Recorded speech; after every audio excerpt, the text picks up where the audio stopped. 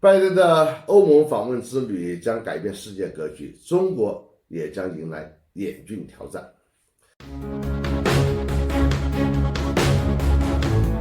大家好，我是罗富强，欢迎来到富强观察室。本期我们聊的话题是中国最严峻的外交局面即将到来。受制于新冠疫情的影响，美国总统拜登上任100多天以后，终于开启了他首次出访。很自然，他的目的地就是欧洲。拜登首访的目的地为什么选择在欧洲呢？这与他上任前后的主张有着密切的关系，那就是恢复与旧盟友的关系，发展新的盟友，形成最广泛的联盟，共同对付中国威胁。欧盟与美国的关系基础在于当年为了抗衡苏联为核心的华约组织而建立了北约组织。这是一个军事联盟组织，说社会化一点，那就是一个打架的团伙，美国是老大。而那个时候唯一能够与美国抗衡的就是前苏联领导下的华约组织。为了废掉华约组织，美国可是下了一番苦功，而且他取得了二战以后最为辉煌的胜利，完全就是不战而取人之兵，成功的让苏联解体，华约组织随后呢也崩溃离析。当然，美国先是忽悠苏联的领袖戈尔巴乔夫，后又忽悠苏联解体之后的苏联的主要继承者，就是俄罗斯的总统叶利钦，说只要你们进行改革，只要你们华约解体之后，我们也会解散北约。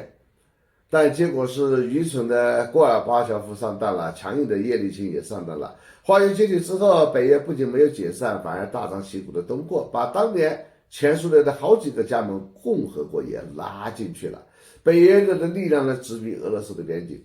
真有一番大兵压境俄罗斯的味道。所幸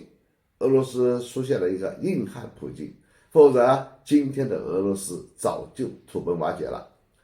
因为美国只有瓦解了俄罗斯，才有可能消除他最惧怕的核武库，然后呢，就能在全世界一家独大的拥有绝对优势的核武库。他拿着这根大棒，美国才有可能长期保持全球霸主地位，长期用美元剪全世界的羊毛，让全世界都为美国打工。而美国要实现这个目标，它必须依赖于全世界最强大的老牌资本主义国家作为盟友，这就是欧洲国家。不过，美国与北约的关系被特朗普在任的后期破坏了，特别是特朗普发动的贸易战，连自己的欧洲盟友都不放过，甚至还对德国与俄罗斯天然气管线项目北溪2号进行制裁，美欧关系进入低谷。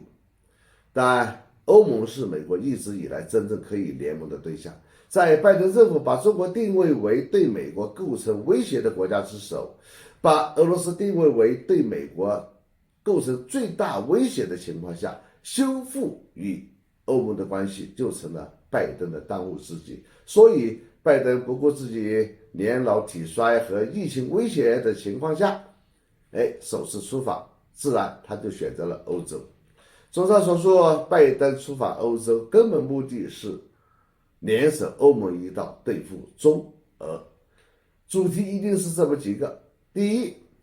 一定会与欧盟国家大谈其共同的价值观，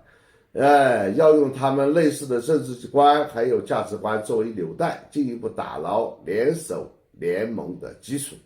第二，一定会拼命的传播和渲染所谓的中国威胁、俄罗斯威胁，让欧洲国家一起对中国与俄罗斯产生恐惧感和紧迫感，进一步强化他们一道打压和对抗中俄两国的紧迫感。第三，一定会进一步污蔑、陷害、造谣、抹黑，要把中国的所谓的香港问题、新疆问题作为中国的小辫子，紧紧地抓住不放，设法形成所谓的联合声明，试图在全世界更大的范围内污名化中国，营造孤立中国的政治氛围。第四，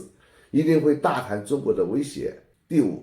一定会大谈所谓的维护台海稳定的问题，形成所谓的保持台海现状的国际共识，阻挠中国定下决心实现两岸统一。第六，